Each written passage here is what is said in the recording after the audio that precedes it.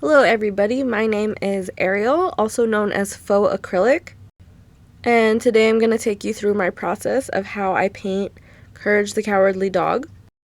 Today I'm using all D&D gel polish, so I will leave the color names in the description. And if you guys have purchased the step-by-step from my website, you can go ahead and follow along with that. So I always like to start out with 2 thin coats of whatever color I'm using. Depending on the color, you may have to use 3 coats. It just really depends. That's kind of gel polish for you.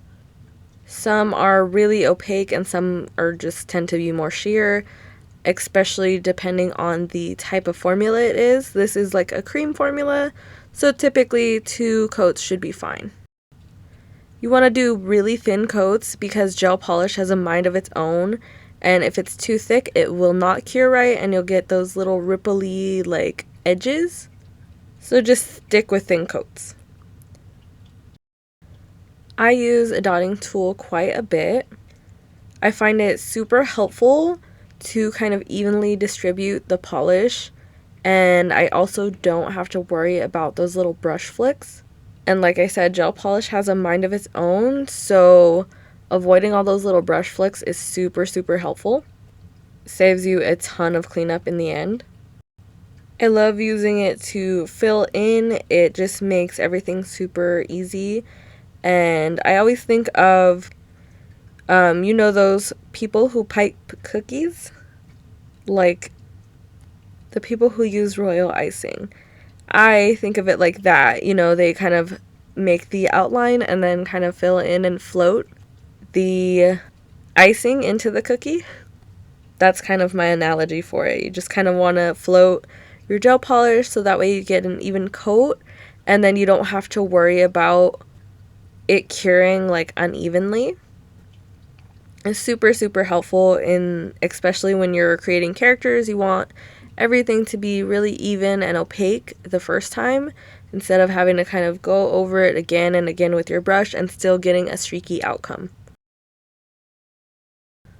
Also, a helpful tip, if you see any little bubbles or anything like that, go ahead and pop them before you cure it. You can just use the tip of the dotting tool and pop it because it will make a little divot. Once it cures, it pops and then it'll leave like a little hole. And sometimes it's not going to show that much, but why not just pop it and it won't show at all. Now I'm just kind of mapping out his features. Again, if you're using the step-by-step, it's super helpful. It'll show you exactly what to do. I make the step-by-steps and then I use them to actually film the video. So if you're following along, it's super easy. And I'm just going to go ahead and fill in this little part as well. And you see how his little nose and his arm and stuff are in the right spot. So the tutorials I make, I do make them for the whole body, so it just depends on what kind of look you're going for. For today, I just kind of cropped it into the nail. I didn't feel like doing his entire body, so you guys could see more of an up close of his face. But it really depends on what you're going for, but I always do make most of the body, if not the whole body, for the tutorials I do. Now we're just filling in the nose. We're basically using that dotting tool again and just kind of mapping out the shape. I will fill it in and then I like to go back in with a detailer brush and just kind of clean up the edges and make sure everything is really sharp and where I want it to be. For smaller details and line work, it's obviously easier to use a brush, but for larger areas, I say stick with the dotting tool.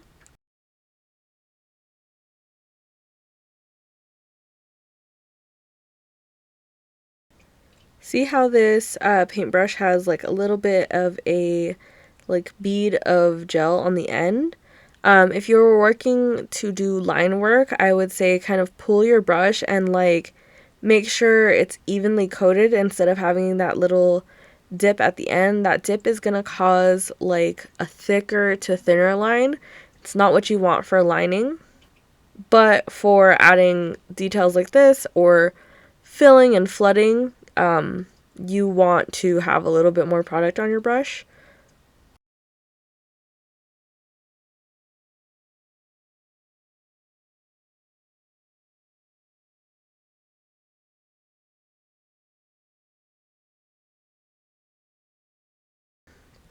I'm just kind of going through and doing each feature and mapping out everything. Same concept throughout the whole process. It does get easier the more you do it. And remember, working with the dotting tool, you want to have a very light hand. If you push too hard, it will kind of separate in the center and leave like a blank spot. So you're thinking of like floating it. You're barely kissing the canvas. You only want to barely touch it because, like I said, it'll leave a little divot in the middle. And that's a little bit frustrating because you're trying to fill it in. So just try to float it and like feel very light as a feather on that canvas. Again, just going in and cleaning up the edges and reshaping it. The great thing about gel polish is it stays wet until cured, so you can kind of keep working it.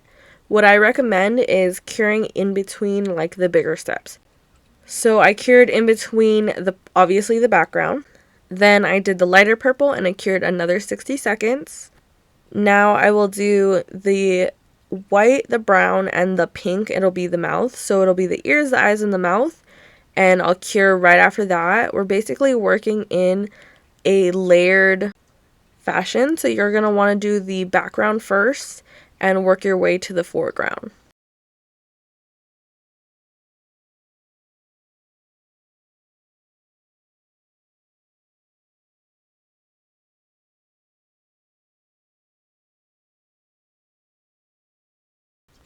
And remember to pop those little bubbles. You don't want them to cure into your little masterpiece.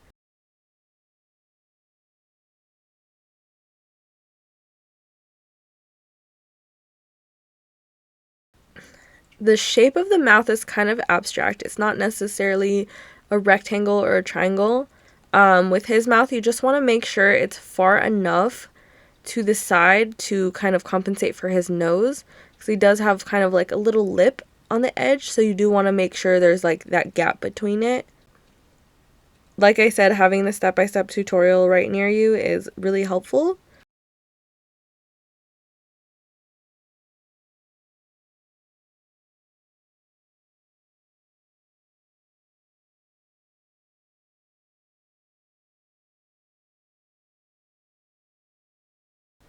I would say practicing your designs a couple times before you do them is very helpful. The more you do it, the easier it gets. I've done this one a few times now, so it's not as hard and I don't have to like really think about it. But even when I start with a new design, it takes a little bit of trial and error until I'm really comfortable with the character. So I had cured that layer, and now I am going on top of it with the color for the teeth. So like I said, you're working back to front, so the yellow and then it'll be a burgundy color will be on top of that pink. It's just easier instead of trying to match it up to each other, like right next to each other. You can just kind of draw on top. That's what's great about gel polish, is it's super opaque, so you don't have to worry about it not covering. But if you're working with like creme polishes, it definitely covers super easily. For most colors, I really don't have to go over it a few times. Usually it's just the one. This deeper like burgundy color that I'm using for the tongue is a little bit more transparent than the other colors. So at the end I do go over it again just to make sure all the opacity is there. But once again, you'll get used to which polishes are more transparent and opaque, and you'll notice the difference. I could have just chose a different color and it would have been fine, but this was already on my palette, so I didn't want it to go to waste. But it's definitely no big deal. You can just add a little bit more at the second coat and it's fine.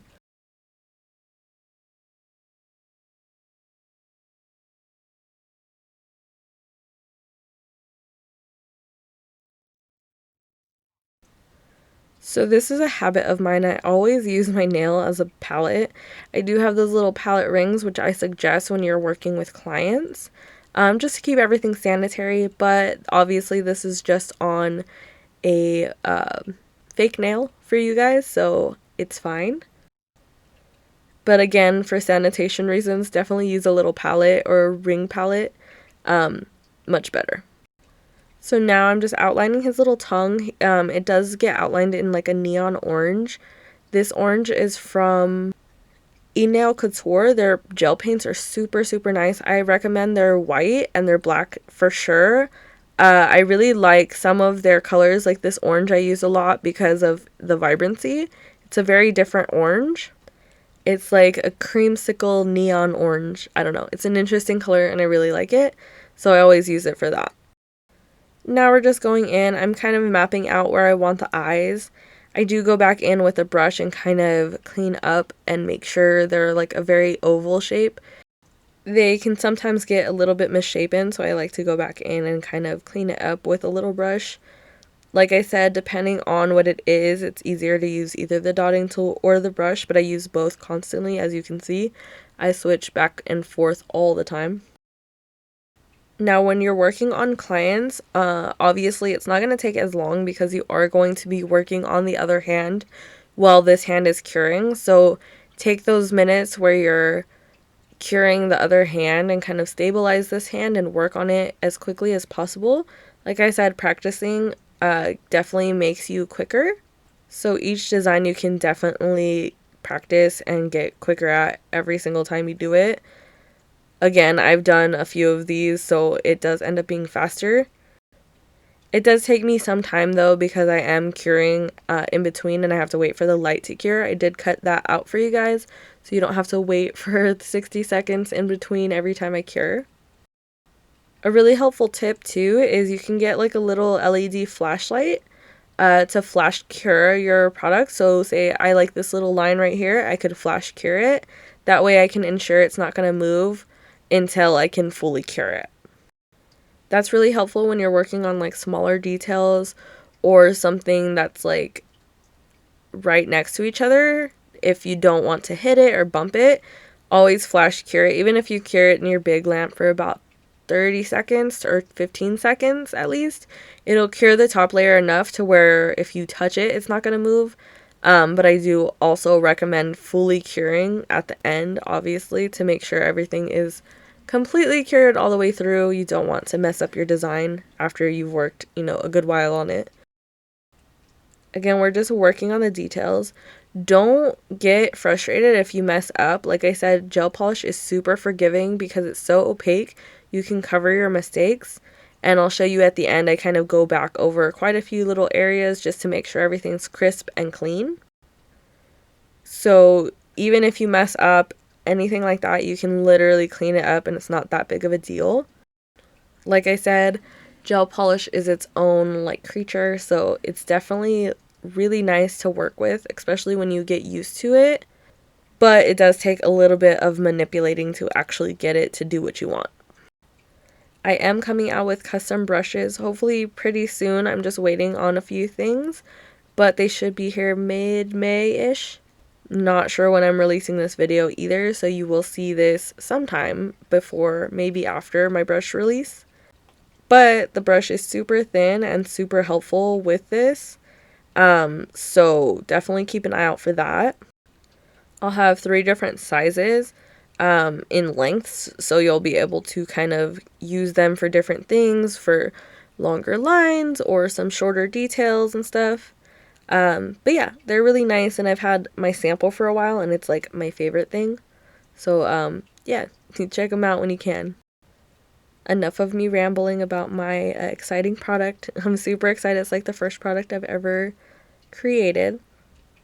Anyway, back to what I was talking about, thin lines and stuff. See how this line's a little shaky?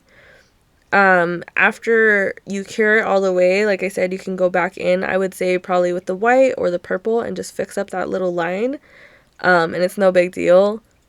Most colors even cover black, so it's really, really not that bad. And I also take a good 3-4 minutes at the end to just kind of stare at my piece and really correct all the little, obscure, minimal things that may make my drawing not look as clean as it is. And once you fix up all those little things, it just looks a lot cleaner and smoother. So I definitely recommend taking the extra time and the extra steps to do that. At this point, there's not much to say, so I'll come back in a little bit and talk. I'm just kind of going through and doing individual lines and outlining everything. Yeah.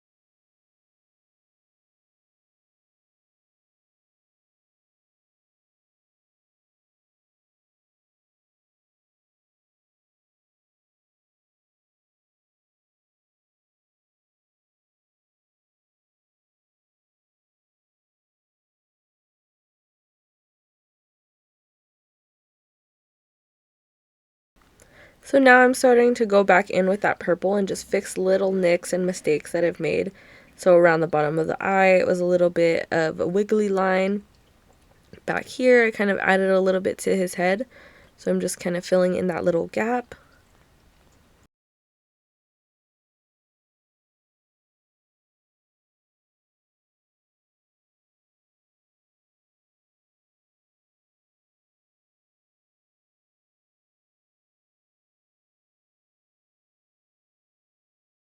And then right next to his eye right here was a little bit of white, so I just went back in to clean that up.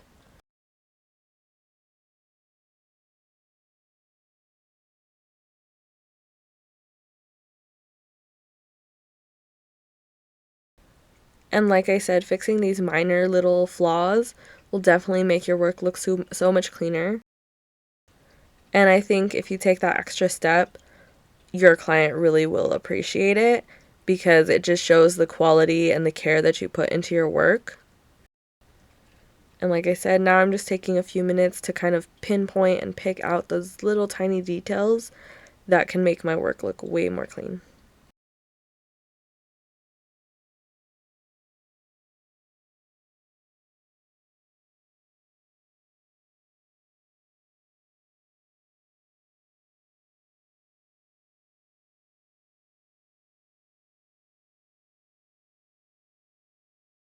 Now I'm just checking everything out and I'm going to do my final cure before my top coat.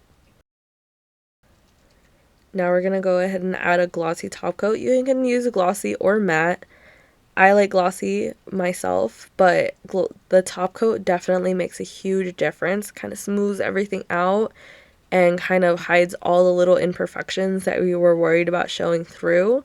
Top coat is literally my favorite part of the process. It just makes everything look so nice. But yeah, I hope you enjoyed this video and I hope it was helpful.